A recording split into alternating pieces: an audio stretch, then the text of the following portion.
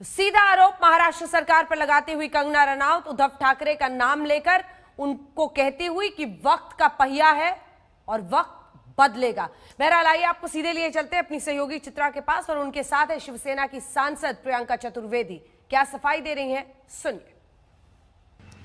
महाराष्ट्र के मुख्यमंत्री उद्धव ठाकरे को सीधे सीधे आज कंगना रनौत ने चुनौती दी है। ये कहा है कि आज मेरा दफ्तर टूटा है, कल तुम्हारा घमंड टूटेगा। वक्त का पहिया हमेशा एक जैसा नहीं रहता है। कंगना रनौत के घर के बाहर इस वक्त मुंबई में हमारी मौजूदगी है और शिवसेना इस पूरे मामले पर बुरी तरह से घिरती हुई नजर आ रही है। इसी पर बातचीत करने के लिए हमारे साथ शिवसेना की तेज तर्रार नेता और राज्यसभा सांसद प्रियंका चतुर्वेदी जी सीधे मुंबई से जुड़ चुकी हैं। प्रियंका जी, कंगना रनौत ने तो सीधे सीधे चुनौती दे दी है कि आज मेरा दफ्तर टूटा है लेकिन कल तेरा घमंड टूटेगा। क्या कहेंगे इस पर आप? नहीं, एक तो मुझे आपके उस शब्द से आपत्ति है जहां पे आपने कहा शिवसेना घिरी हुई लग रही है। इसमें घिरने की क्या बात है? बीएमसी अपना काम कर रही है। 2018 से आपको ने कोई इलीगल स्ट्रक्चर बनाया हुआ है, आपसे को जवाबदेही दे रही है कि आपसे उम्मीद कर रही है कि आप उस पर कोई रिस्पॉन्ड करेंगे। और ये पहली महिला नहीं है और या पहला घर नहीं है जहाँ पे इलीगल एक्सटेंशन या कंस्ट्रक्शन हुए हैं और बीएमसी ने उस पर एक्शन लिया होगा। और देखिए, मुंबई ऐसा शहर है जहाँ पे बहुत सारे हिंदी सिनेमा ही नहीं, टेलीविजन इंडस्ट्री भी है, बहुत सारे लोग रहते हैं।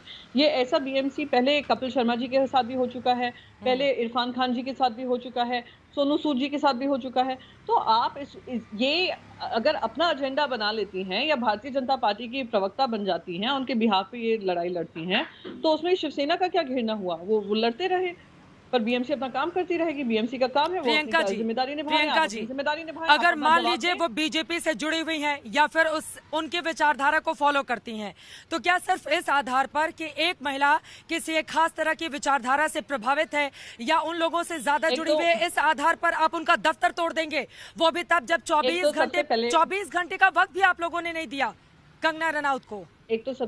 एक तो चित्रा जी, ऐसा है 2018 से लेकर आज 2020 में हम 2 साल दिए हैं, 24 घंटे नहीं। दूसरी बात, बार बार महिला को इसमें ना लाइए। महिला भी हैं सक्सेसफुल, जो उन्होंने खुद ने अपने शब्दों में कहा है। उन्होंने दूसरों की औकात की बात की है, उन्होंने तू तड़ाके करके बातें की हैं।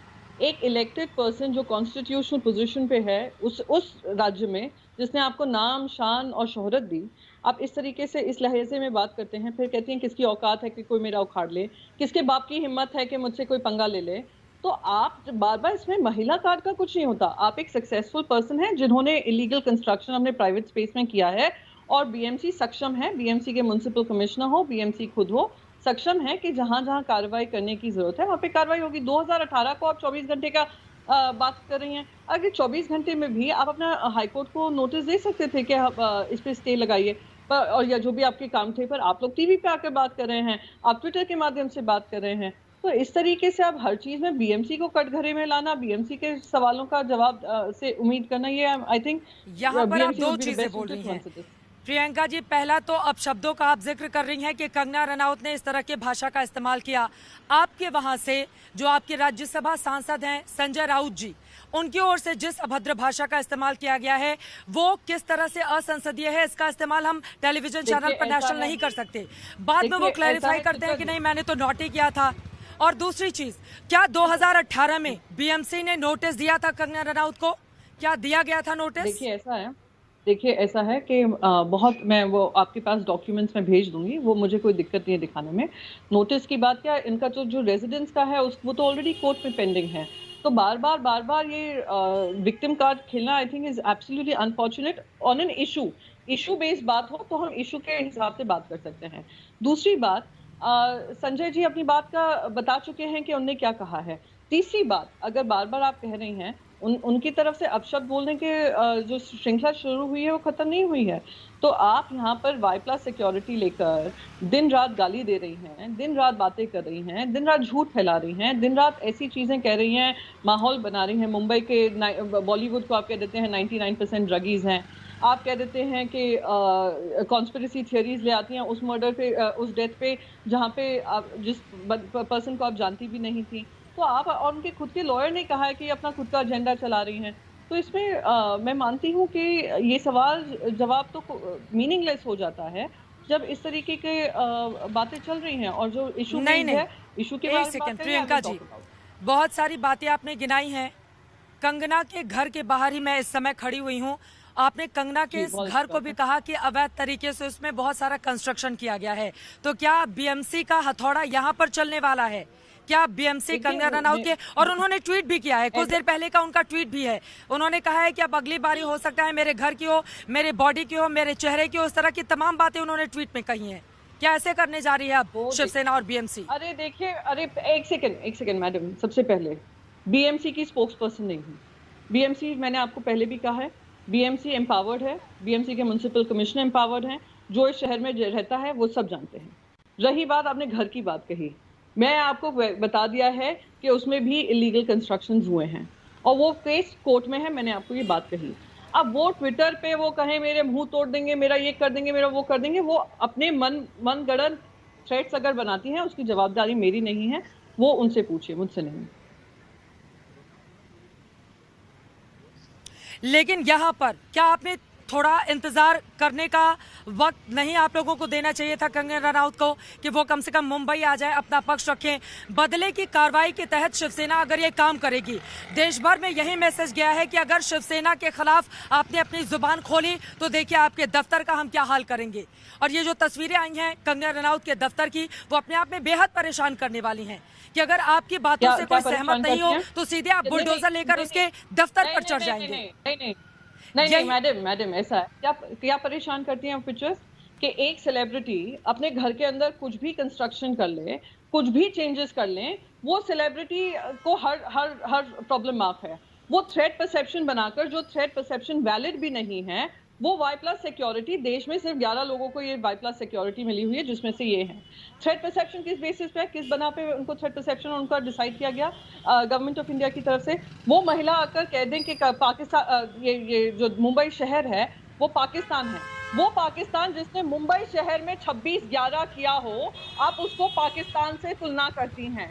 आप तालिबान कहती हैं, आप कहते हैं कि मुंबई का हर रेजिडेंट एडिक्टेड टू ब्लड है। तब आपके देश भर में ये मैसेज नहीं जाता कि जो देश का फाइनेंशियल कैपिटल है, उसके बारे में अभद्र भाषा का इस्तेमाल कर कोई एजेंडा के तहत ये कहा जा रहा है और मुंबई वासी सब चुप मुंह सील कर बैठे रहें। क्या उन्होंने जो माहौल बना के रखा है शिवसेना की सरकार ने, उस पर उन्होंने टारगेट किया था। प्रियंका चतुर्वेदी जी, आपकी बातों पर कौन भरोसा करेगा? एक महिला जो कि हिमाचल प्रदेश के एक छोटे से कस्बे से आकर अपना एक बड़ा नाम बनाती है, यहाँ पर आप उसके जरा भी नहीं सोचते हैं बुलडोजर चलाने पर कौन बात करेगा? और आपके साथ शरद पवार जिन्होंने इसकी आलोचना की है, देवेंद्र फडणवीस जिन्होंने इसकी आलोचना की है, हर तरह से आलोचना हो रही है कि बीएमसी ने जो कुछ किया वो बदले की भावना के तहत किया और गलत किया गया है। प्रियंका जी, मानिए आप इस बात को? चित्रा जी, ऐसा है कि बुलाया आपने था मुझे इस डिबेट पे, मैं नहीं आई न्योता देकर अपने आप को, है ना? आपने कहा कि कौन आप पे भरोसा करेगा, मैं यहाँ पे भरोसा दिलाने नहीं आई, मैं जो यहाँ पे तथ्य है और सत्य है वो आपको बताने आई। आपको नहीं सुनना है तो मैं एक डिबेट छोड़ देती हूँ, मैं आपके कोई सवाल का जवाब नहीं देती। मैंने जैसे आपको कुछ जवाब दिया, आप तो ऐसे ही आप खुद तिलमिला उठी जैसे ही आपके बारे में मैं कह रही हूँ। और रही बात छोटे शहर से आने की, मुंबई की हमारी छोटी छोटी झुग्गियों में बहुत छोटे, इससे भी छोटे ख्वाब लेकर लाखों परिवार आए हुए हैं, उत्तर प्रदेश से, बिहार से, सब जगह से। मुंबई ने उनके लिए भी घर दिया है। उनके जब अवैध घर तोड़े जाते हैं तब आपको इतनी टीस नहीं पहुंचती है।